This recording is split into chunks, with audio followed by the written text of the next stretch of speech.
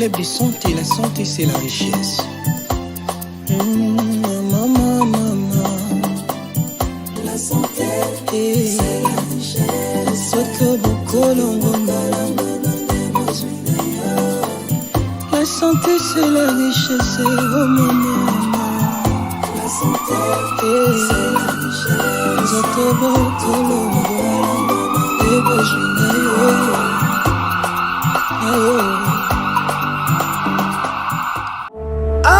Allez, annonce du centre hospitalier Abba. Suite à une forte demande du public, le centre hospitalier Abba prolonge sa campagne médicale d'ophtalmologie pour 6 jours supplémentaires à partir du jour où vous entendez cette annonce. Ah oui, pendant 6 jours supplémentaires, consultation gratuite, lunettes pour la vue de près, presbytie gratuite, dossier médical gratuit, tous les examens d'ophtalmologique à seulement 35 000 francs congolais. Et rappelez-vous, à Kinshasa, les problèmes oculaires les plus fréquents sont erreurs de réfraction, myopie, hypermétropie, presbytie, cataracte, première cause de cécité, glaucome, tueur silencieux des yeux, conjonctivite, yeux rouges, démangeaison, maladie oculaire liée au diabète et à l'hypertension, problème de l'enfant, strabisme, l'œil paresseux, carence en vitamine A. Venez vite au centre hospitalier Abba sur l'avenue Poids Lourd numéro 6445 des Bonhommes, Kinshasa. Contact plus 243 82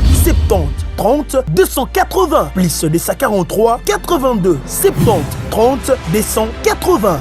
Ne manquez pas cette opportunité valable pour 6 jours supplémentaires. Voilà, chers téléspectateurs, Balandia émission Bokono P Lobiko Ndenge Boumesana Kolanabiso partout dans le monde. Dans 147 territoires et puis dans 26 provinces en République démocratique du Congo, Bobo Messano Bibike Oyo Eza émission Moko ya Mounene ya santé Oyo Elobamaka awa na République démocratique du Congo. C'est la seule émission ya santé, émission Bokono Pelo Biko. C'est qu'on a profité qu'on peut sabino bo nane Oyo premier numéro 00 ya année 2023. Boibike comme d'habitude awa tolbera makambo etali santé, il y a une émission et ça dit Bokono Pe Lobiko. Alors, avant de côté na sujet, topé avant de présenter bino, invité remarquable comme d'habitude César Vitoko Production, toké dans la régie na lombango, tokende koyoka bato yo balanda émission oyo, ba yokaka pe ba sale la kamema so o minga ngabala awa et bon tozonga na présenter invité et puis toko tanakati ya sujet na biso mokolo ya le loki Toko Production, c'est parti. La santé c'est la richesse, oh maman.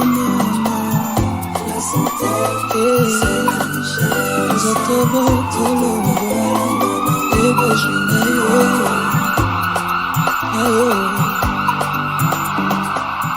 Bonjour, naye awa ayeka liboso cancer omibale diabète yamisatu prostate yango biloko nayeli awa bano naye awa tika santé tomi bien nakomona sikoyo bien nazomona kola nzoto tini ndenge nazalaka na mutuka ya reportage nakendaka bisika ebele bisika ya bato ebele ya bato mwindu bisika ya bato mwindu oyo baziti bato ya publicité na publicité mona ntanga yango nyonso eza te nde place nabikeli esika na kotanga nabikeli awa nakomoni bien nazotambola bien nakotambola bisoko neti mopepe so batindiki ngai nakopoya fo nazala na motu so nazotambola fo motu asiveli asimbaka ngai mais sikoyo nakotambola ngai moko moko asimba ngai te nakotambola bien nanga befe basike wana nazomona ngo lisuku nazomona ngo lisuku nakomi zongi sikoyo malamu pende malamu bino bato bozalaka na kondima te bolimbaka nde club de santé eza nécessaire po ngai moko nabiki na club de santé bokalanga na te nde bokenda bisika ya mbilinga oyo ezanga ntina boya awa mbongo mpe aza ne cher te ajaka nde moto mbongo ajaka moto mbongo te. La santé c'est la richesse, oh maman. La santé c'est la richesse.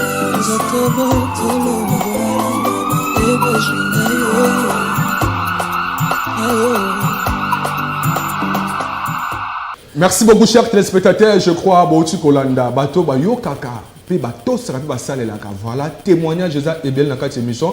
Alors sans plus tarder, na présenté bino ba invité nanga remarquable Dr Brahim Semtomo. Hello. Hello. Thank you very much. Okay. Dr Platini Kono Malula Mbote. Mbote papa. Merci beaucoup. Voilà, chers téléspectateurs, émission Bokonope Lobiko, eza émission Bokoza suivi na moment où on a dit que TV na banda ku maman, si quand on moussa au salawana, papa zano concentré, na bi que na ba bureau, partout bozo na biso, na ba différentes chaînes ya télévision, on insiste à émission Oyo et les kakaka awana aba télévision te, nous avons différentes chaînes ya télévision Oyo émission Bokonope Lobiko et les kaka toujours na souci ya kusunga bana mboka pour na ko lutter contre Bokono ya ndenge na ndenge. Bengaka émission Bokonope Lobiko na baminganga ona yambaka bazaba au cadre na katia club de santé. La santé c'est la richesse. ONG amunene oyo ezali ko sunga ba congolais na ba congolaise, pourquoi pas étrangers au baouta rappel libanda ba Cameroun, ba États-Unis, bazoya ba Angleterre, bazo témoigner misala kitoko sama na club de santé. La santé c'est la richesse. Toujours na avenue Poids Lourd numéro 64 45 na commune Matete quartier de Bonhomme na district ya Moamba. Tourbana docteur Brahim, comme d'habitude, docteur, selon message à OMS, on a publié, alors chaque année, partout dans le monde entier, batu bazo kufa na bokono Italie maladie cardiaque. Alors plus de 17 millions de personnes ont maladie cardiaque et zobo mabango. Alors bino boza ba minganga ya mboka au République démocratique du Congo. Ba recherche ni bosel pour nos solution na maladie cardiaque pour ba mboka ba bika. Docteur Brahim. Thank you very much. Merci beaucoup. For this question and what is happening in the world. Question oyo pe makambo ezo salama. Many people are dying Bato ebele bazo kufa because of cardiac sicknesses, pona maladie cardiaque, hypertension hypertension and diabetes na diabète and AVC. na AVC. These are malady cardiac, Wana ezali ba maladie cardiovasculaire. which are killing people like nothing. Oyo ezobuma bato ebele. When you see somebody with AVC like this, Soko moni mutu azana AVC boye. it is the same sickness, hypertension Eza même maladie wana lokola hypertension and diabetes. na diabète. If you hear that somebody slept and Soko he ki died, mutu moko alalaki epe he akufi, didn't wake up, alalaki alamuki it is te. because of those two sicknesses. Eza pona ba maladie wana mibale. If you see somebody falling on the street and is dead, Soko moni mutu akwei na nzela epe akufi. from nowhere he has not been sick, but Azalaki maladie te o akwei kaka bongo it is akufi. because of hypertension and diabetes. Eza pona hypertension na diabète. If you see somebody getting headache 2-3 days and is dead, Soko moni mutu azui mutu passe na sima ya 2-3 jours akufi. it is because of this sickness. Eza tina ya maladie oyo. High blood pressure Hypertension and artérielle, diabetes, diabète. these are the sicknesses Wana eza ba which maladie are killing people like oyo that. ezoboma bato ebele. So I'm calling on to people, everyone. Epe nazobenga bato nyonso. The reason why I may be here today, Tina oyo ngai naza awa lelo, I'm alive today, naza na bomoi lelo. because I have to heal some people from this sickness. Parce que singe na bikisa bato moko kolensima ba maladie oyo. That's the reason why I was born. Raison oyo nga na botama yango wana. So I am calling you all Nazobengisa bino to nyonso. come Boya at Club de Santé. na club de santé. La santé c'est la richesse. La santé c'est la richesse. We have a machine Toza na machine where we put water oyo esika tokotia mai and you put your feet otie makolo na and yo you begin to remove the cause of the disease. okwanda kolongola a cause source ya maladie You wana. remove all the sicknesses out of tokolongola you ba maladie wana nyonso and then you get better. epi yo kozwa malamu. So the solution we have Solution toza nango is the machine eza machine where they put their feet esika batia makolo and every toxin, every epi cholesterol batoxine nyonso ba come cholesterol out nyonso tu and the ekobanda blood begin kobima to circulate normal. epi makila ekozonga kocycle normal. Ok, merci beaucoup. Balandi émission Bokonope Lobiko, Botu Boyoka Munganga. Il a expliqué la recherche au Basali pour lutter contre la maladie au Italie cardiaque. Alors, tous les docteur Brahim Semtomo, docteur Kono Malula, bah effet il y a Bokono wana, et ça la dire ya nini bah effet nango za kanino juste. Merci beaucoup. Bino bozo na na mokili mobimba ba maladie cardiovasculaire ezaka ka lolenge kombo wana ezako indiqué cardio, c'est-à-dire cœur, vasculaire, toujours na ba vaisseau pe na troisième organe za na cerveau.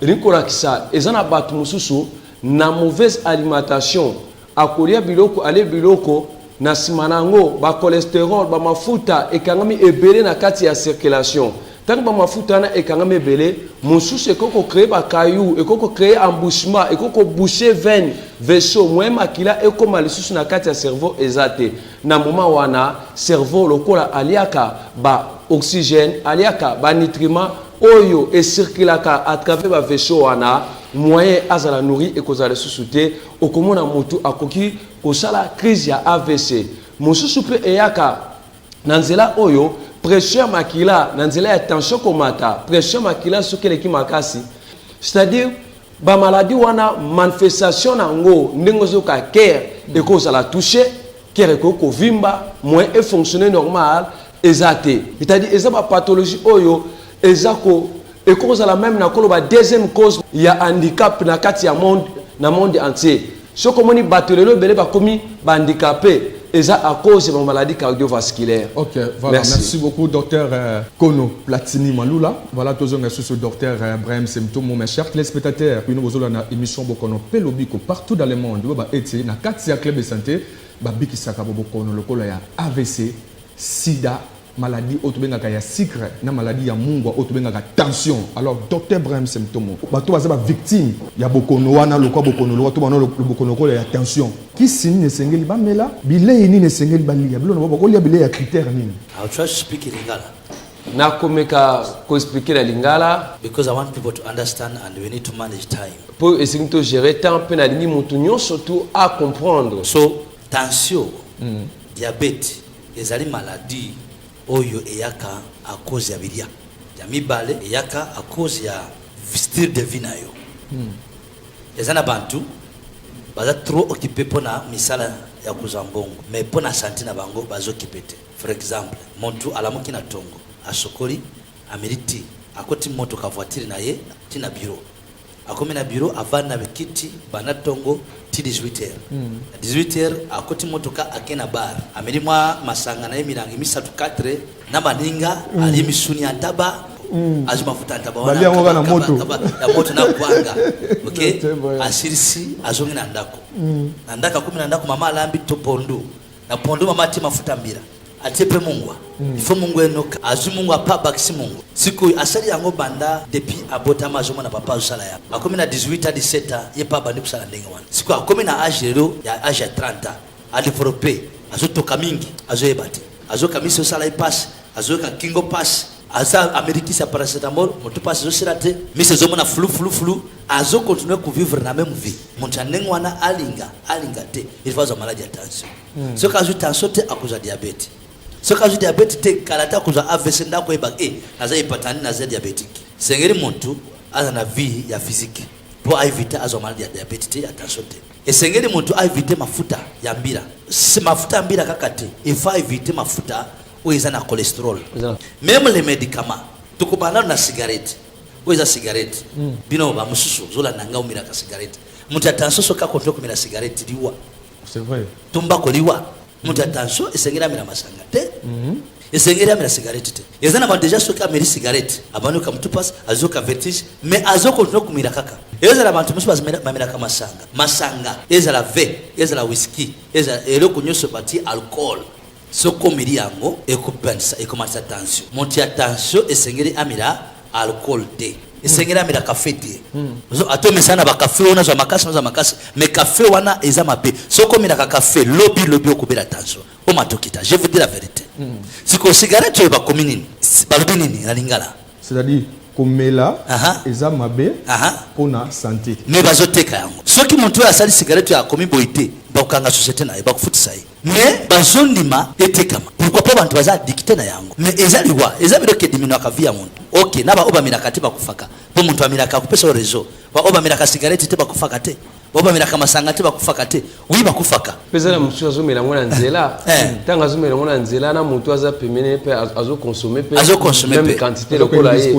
Sans prendre. Na moni lelo oyena ba bele awa. Na lingi vraiment na lakisa na sunga peuple. Kusunga yo oyo ekosuka awate na zobengisa yo oya na club de santé la santé sera richesse benga na numéro de téléphone wana pona ku fixer rendez-vous na yo tukutana tu soigner yo tulongola ba cigarette yo mira tulongola masanga yo mira po essayer causer ba problème. OK ba mtu musu azolo bangana sana tension te e mataka ngata ngona zamu na botaka mwana depuis ba pesa kisekita mais est-ce qu'on contrôle la kango combien de fois tant nous ces hommes ont batté les hommes bisakere kile kuvimba soit barré yo pe papa cause le quoi sakio combien de fois tu as attention c'est pourquoi dernière fois na lobaka na bino ke il faut ce comoni ozana âge à 24 ans moi na ndako na yo kozangisa attention mais traité même atoza mobali mais c'est tout mobali à partir de âge à 30 ans mikolo attention zo bana ba 33 30 à chaque après 5 ans montunyo surtout zote na isala kanini efungwamaka à chaque fois pour oyezoya il faut s'attendre que et qu'il y a un problème mobali so comme na 30 libanze koya tala libanze nanga ya mibale libomo vente ekoya siko libomo soke iye mobali nyosa zana libomo na 100% OK 80% bazana tension mobali nyosa zana libomo OK il faut garder le taille siko ba mama na kisa sa awa bango soka kotina libala un mois 2 mois 3e mois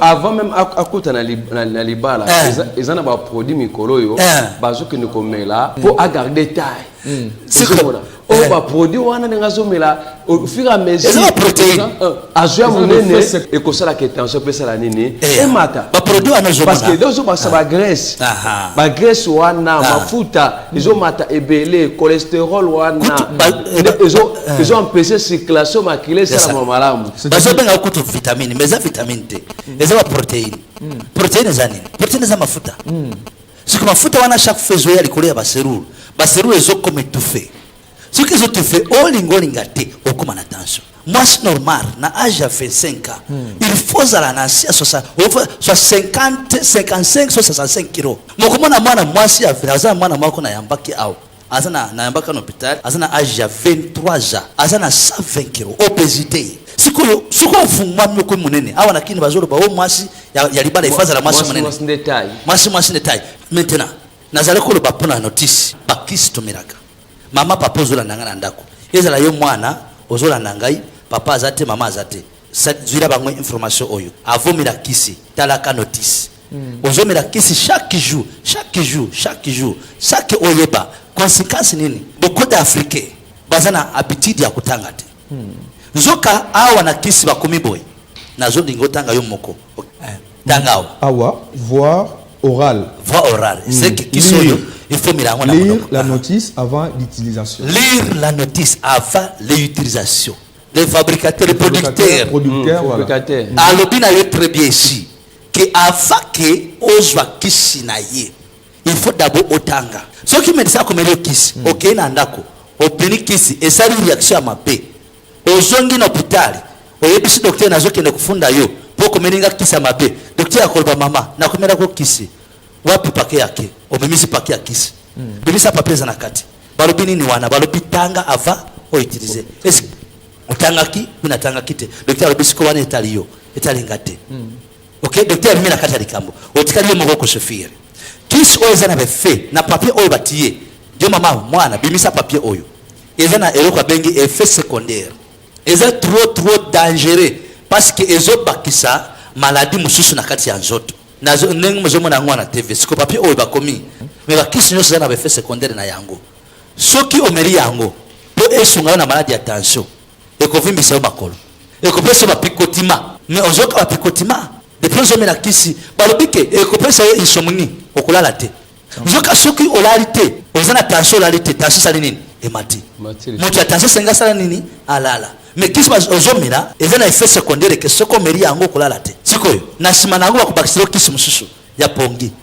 kisi mususu na bakomike soki aza mobali epesa ke faiblesse sexuelle même tension pesa la faiblesse sexuelle maintenant kisi ozomena yango pesa pesa faiblesse sexuelle balobike kisi wana epesa ka bat palpitation de cœur mais depuis mira kisi wana avant milango zaki na tension ezopesa yo mutima maintenant kisi yango ezopesa mutima balobike kisi oyo ezokende komatisa calcium ekokoma ebele na effet secondaire mais si côté on calcium ekokoma ebele yebisanga okoma na problème ya hypocalcémia yango pesa malade siko nde wana docteur akoba tete nenge calcium ekoma ebele il faut que tukata kiso tu changer tu peux essayer kiso ekobloquer calcium ba pesa oyo ekobloquer calcium molécule ekobloquer calcium yama pesa molécule ekobloquer calcium après okomona boy ba articulation commence à la passe mais quoi commence à la passe pourquoi calcium est comme insuffisant siko wana okomena problème sur rhumatisme arthrose très bien rhumatoïde facteur rhumatoïde komata okomena maladie mususu Ziko ndo wana wakoba nene tu changer. Ziko tu pesa yeye kiso yekolongola ba nini ba mamaye asuba mingi. Omeli yango osubi tango zomela kiso wana plasma na makire ko diminuer. Tango plasma ko diminuer basi na yeko koma déshydraté. C'est comme déshydraté on kokoma na problème ya augmentation ya globine rouge. So globine rouge est augmentée, on commence qu'on a risque ya AVC. Accident vasculaire cérébral. Pour makire ko bana kupagire. Siko na wakoba siko awa il faut tout kata siko. Tu peux ça y est kiso yeko comme ça makira mai. Bazu kisi wana ba pesio. Pour makire ko manini mai. Siko okomi kumira chaque kisi ozomira, déjà na ba problème na yango. Na yango na zobenga bino. So ku omiri ba kisi banda tango molai. Yaka na club de santé. Tukotie na kati ya machine. Et bandi kubimisa ba kisi wana basalité, la toxine. Parce que toutes choses là, les effets, c'est la cause de toxicité des médicaments. Ok? C'est comme si on a un club de santé, tu tiens la machine, tu bandis que l'on a la basalité wana. Basalité wana tangi okobima. Même ma futa o les excès, cholestérol les excès, ekobima. Au comment on a makire bandi c'est normal. Mais ceux qui déjà qui ont un problème, nous, na club de santé, nous avons une solution. Il y a soigner maladie wana. Aux ana mwana zana asthme umeri. Tout ça recherche na biso na 4 domaines ya ba maladie oyo ezali ko déranger ba. Vous à la base ya to ya mortalité. Mortalité. Ouais. Tension, diabète, rhumatisme, asthme et prostate. Prostate yango peut c'est ça qui yango. 5 maladies. Soki ozana ba maladie wana yaka. Ebere bazolo bana bango ke azali na malaria. Mais ça malaria te attention. Siko yo tuzali wana à partir de 4h na 20h. Et zali malamu obenga na numéro affiché wana pour fixer rendez-vous. Atoko ya et moi prita. Benga déjà au fixer rendez-vous na yo mukolo oyo okoya. Et zali kambo ya mbongo te na mbongo te négligence c'est trop. Voilà, merci beaucoup chers téléspectateurs. Je crois que nous tikele ngonga na kosenga na César, tozonga na régie, tozo batoyo obayo kaka. Enseignement oyo zoloma ana deminganga à part bango tozo le susu bato oyo ba posa ki ba question na bango par rapport à maladie oya cardiaque oyo à la base ya to ya mortalité partout dans le monde et bon tozo docteur Brian et puis na docteur Kono Platine Maola. César Kitoko Production, c'est parti.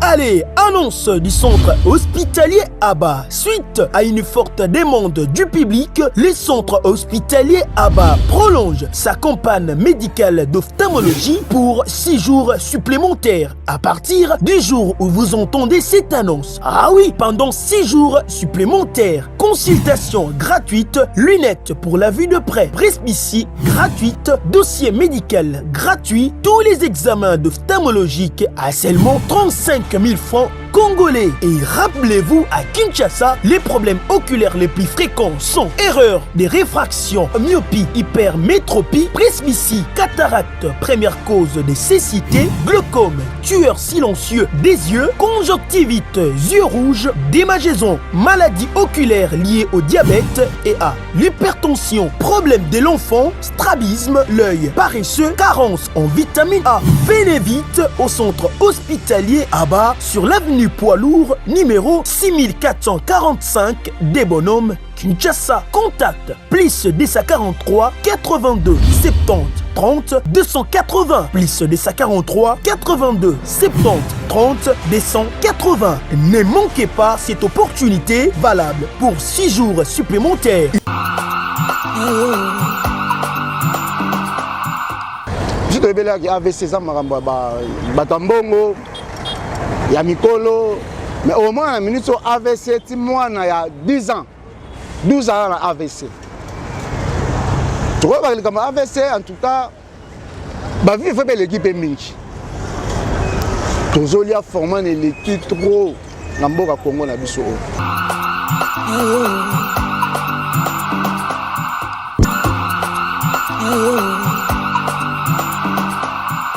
Oui, bonjour. Oui, moi c'est Boniface Elouga. Oui. Je suis prophète de l'Éternel et je bénis le nom de l'Éternel de m'avoir accordé l'occasion d'être présent dans cette émission. Oui. À un moment donné, j'ai commencé à ressentir de la nervosité, le manque de sommeil, la fatigue, une transpiration intense. Et voilà. Et pendant que je présentais ces symptômes-là, donc j'ai commencé, je me suis dit qu'il y avait un problème. Donc voilà, mais je n'avais pas encore la solution. Donc je lui ai dit, voilà, il faudrait qu'on s'y rende. En plus, c'est un homme de Dieu. Donc j'ai été vraiment confiant où j'y allais.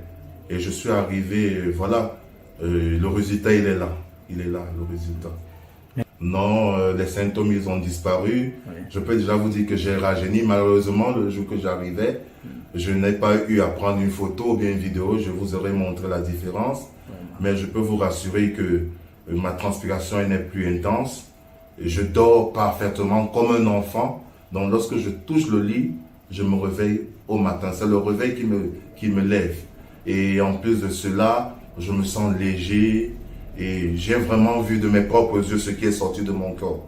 Parce que je suis quelqu'un, mon régime, il est suivi. Je bois bio, je mange bio.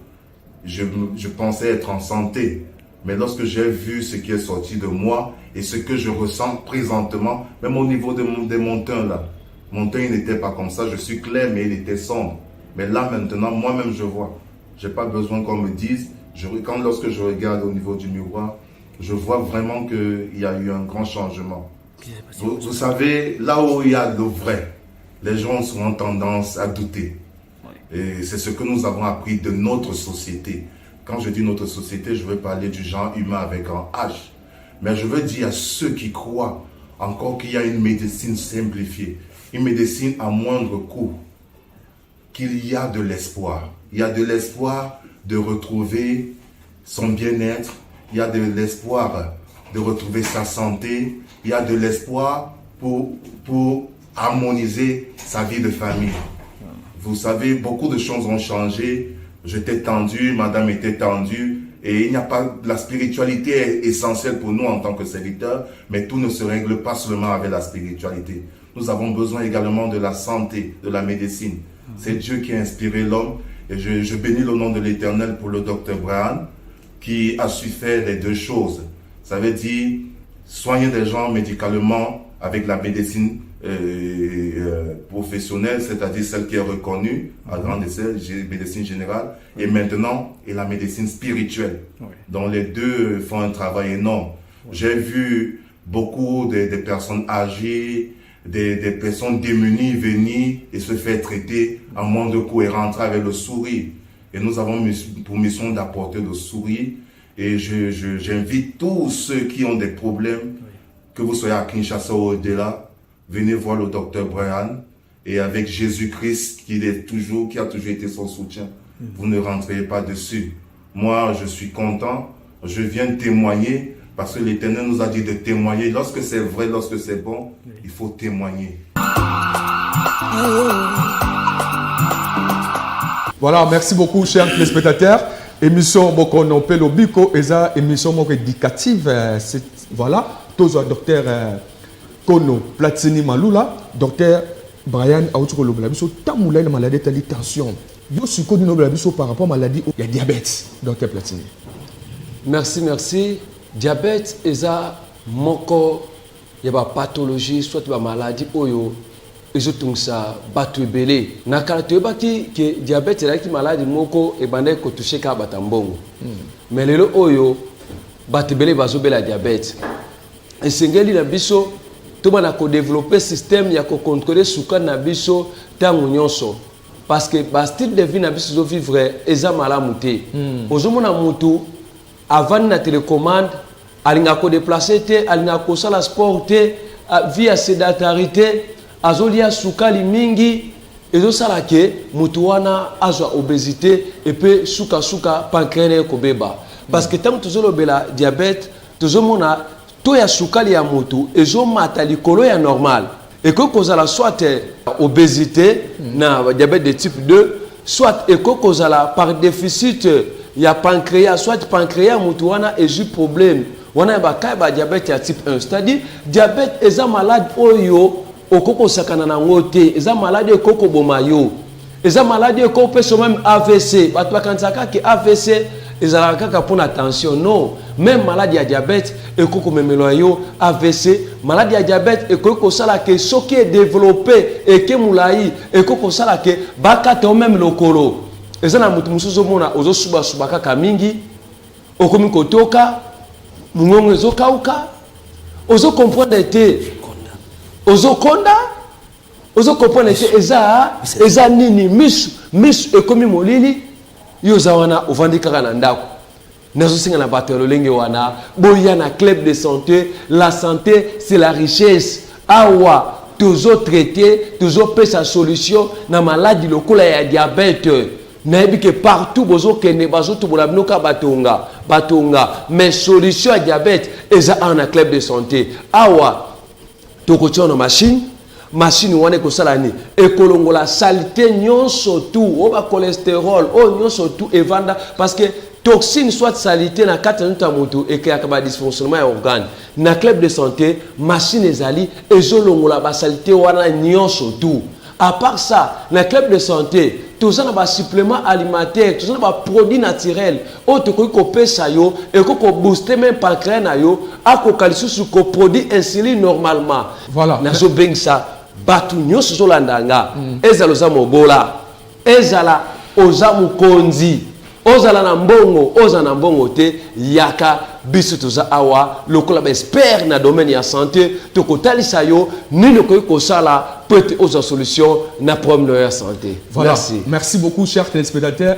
Club de santé ezwami na quartier de mon homme na district ya Moamba na commune ya Matete quartier de mon homme avenue Poids Lourd numéro 64 45 yaka na club de santé sokoza mitune bela ko tuna benga na numéro wana sokoza na crédité bipé au moment équipe moko ya réception bazana pour répondre aux questions nyonso ya mbote bazong sango et pas ba minganga o bazaba expert na bokono nyonso oyo etangani awa docteur Brahim Semtomo tozo kende vers la fin ya émission lelo ya 2023 bokono pelobiko alors docteur batebele batunaka émission to salaki wana maman lobi ya biki non soki ba papa ba kufaka mingi eza par rapport ya etamboli mabe ya ba papa est-ce que ça etamboli par rapport à nini papa lingoza na njazi moko te est-ce que njazi njazi zani Jonzi c'est njazi oui ba njazi ba petit ami voilà ba papa lingoza na njazi moko te ba charge wana nde ono ma papa mina liwa docteur yule kama lo belango bon ba sugar daddy moni ba papa wana ba sala boy njazi moko te OK abalaki akoza ba problème azalaka na ngoli bosso na mama anatanga zalaki je sikoyo mwasi na aliye mingi akomi munene makasi taya bala échanger sikoyo akomi kutala bakamuke yo koma sikoyo eloko moko vage mokesiri parce que petit ami oyo zui azana besoin ya 5 parce que azana énergie sikoyo poko lukozwa ozo matiti ozo ba biloko omela ozo ma solution siko tango zana shabluka bapo ya bawe na wakika utokufa na chambre na mwasi bana baswana alingi yote alingi ndembongo lobaki opoza na mbongo ya préoccupation ye bo kendo kufa parce que tango komela bakiso wana tension ikomata bakisi nyoso to babenga ka ba stimulant ba viagra ba stimulant wana oyo ebuka ba beton ba birin bakisi wana nyoso tu epesa ka tension siko bakisi wana timu kolekolo wana zote na nda kubika tension ce qui l'ongwete ko continue toujours ko causer ba problème OK et le docteur Platini a le pour la maladie ya sukali bantu bazomi beta batonga chaque jour mais nanu asala même examen te ya kuyeba pourcentage ya insuline azana ngona makira tant musu pancréas n'est un problème te vous comprendre mais aujourd'hui il faut no yeba eloko nini ezali ko causer maladie oyo ya sukali nazana nango examen ya insuline na examen ya cholestérol ce qui insuline ezali mais mafuta ezebele tulongole mafuta wana tant mafuta wana kolongwa insuline bandi kusala musala bandi sukali siri c'est ça nde phénomène tuzo sala mais bantu ebele na mboka oyo bandi makate surtout bantu bazana mbongo bandi makate makamutulo bantu balobaka no baza ba charlatan bazoluka nde mbongo mais nazo ebisa yo zokufa pamba biso ozomona lokwa ba charlatan nous sommes avec la solution moya luka mbongo te tuzana solution pour luka kape OK nazo ebisa vérité tuzana solution oye ko changer yo oye kolongola nazo ebisa yo ekozala mbali boso na vina yo olala ola mukasa komela kisa tension vraiment ato milango banda 15 olala ola mukasa komela kisa sukali sa kubeta tonga ato sali 20 tokozwanye yo okobika Voilà, chers téléspectateurs, émission Bokono Pe Lobiko. Tokomina Souka, je crois, Deninganga, malamu docteur Kono Platini Malula, Denini. Ayano Libino Makambo, o etali secret. Bochuroyoka docteur Braham Semtomo, a lobé Libino Makambo, o etali tension, Denini, Mouto, tension pour vivre pendant longtemps, à Wanamokil. Alors, Yaka na club de santé, Bochuroyoka, témoignage Baninga, Bochuroyoka, Tuna Batouatouni, club de santé, et Zalaka Moko, on a vu prophète Sekitsasa, na avenue Poilour, na quartier de Bonhomme, na commune Matete, numéro 6445, arrêt station Shell. Tout le club de santé, et ça, na kati ya concession, il y a église parlement céleste. Yo ozana maluku, yaka, na Lubumbashi, club de santé, la santé de la richesse, ezali. Yo oza musika, sogozani unité, bipé, na numéro wana, au comment service et réception, ezala wana ponako. Yanolo ko peso adresse. Alors to silisi, to comme na suka, to kutana, mikolo ezali koya poto ça la deuxième numéro, il y a Bokono Pelobiko année 2023. To pèse un grand merci na maman Epi, c'est Tomo maman prophétesse pour la émission Omakasi et puis un grand merci na docteur Siloé. Un grand merci aussi na madame Fanny Ekonde Mukarame azali ko fêter mbotama na ye mokola lelo docteur Brahim Semtomo a souhaité yo mbotama et l'amour madame Fanny Ekonde Mukarame. Longue vie. Abi yo souhaité. OK. Maman Fanny. Et maman Fanny n'a souhaité yo anniversaire. Umela. Bazobera buya bobika. Tension silaka. Amen. Diabète silaka, prostate silaka, paiement silaka. Kuzanga te mukula lobina tongo zala mutaliboso. Merci beaucoup. Mukalobina tongo za mutaliboso ne docteur Ocholoba. OK? Tension silaka et silaka wapi? Awa na club de santé, la santé c'est la richesse. Bipé quand numéro wana de Ogoya na 6h bakangakana 20h et voilà machine ezawana na disposition à motonyoso. Merci beaucoup et c'est ça docteur Brahim Semtomo. Soki na bongisi kazakananga malamu na kilamfuenge nanga. Malamu engaka koloba ete club de santé, la santé c'est la richesse, émission Bokono Pelobiko Tokomi Nasuka. Merci beaucoup na César Okuna na régie centrale, merci beaucoup na Olivier Malanda, merci beaucoup na docteur Siloé. Merci beaucoup tozanga arrêté maman Faya. Merci. Botika malam. Merci. Allez, annonce du centre hospitalier Abba. Suite à une forte demande du public, le centre hospitalier Abba prolonge sa campagne médicale d'ophtalmologie pour 6 jours supplémentaires à partir du jour où vous entendez cette annonce. Ah oui, pendant 6 jours supplémentaires, consultation gratuite, lunettes pour la vue de près, presbytie gratuite, dossier médical gratuit, tous les examens d'ophtalmologique à seulement 35 000 francs congolais. Et rappelez-vous, à Kinshasa, les problèmes oculaires les plus fréquents sont erreurs de réfraction, myopie, hypermétropie, presbytie, cataracte, première cause de cécité, glaucome, tueur silencieux des yeux, conjonctivite, yeux rouges, démangeaisons, maladies oculaires liées au diabète et à l'hypertension, problème de l'enfant, strabisme, l'œil paresseux, carence en vitamine A. Venez vite au centre hospitalier Abba sur l'avenue Poilour, numéro 6445 des Bonhommes, Kinshasa. Contact plus 243 82 70 30 280 plus 243 82 70 30 280. Ne manquez pas cette opportunité valable pour 6 jours supplémentaires. Club de santé, la santé c'est la richesse.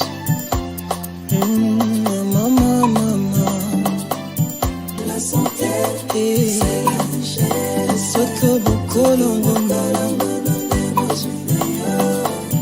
La santé c'est la richesse, oh maman. La santé c'est la richesse.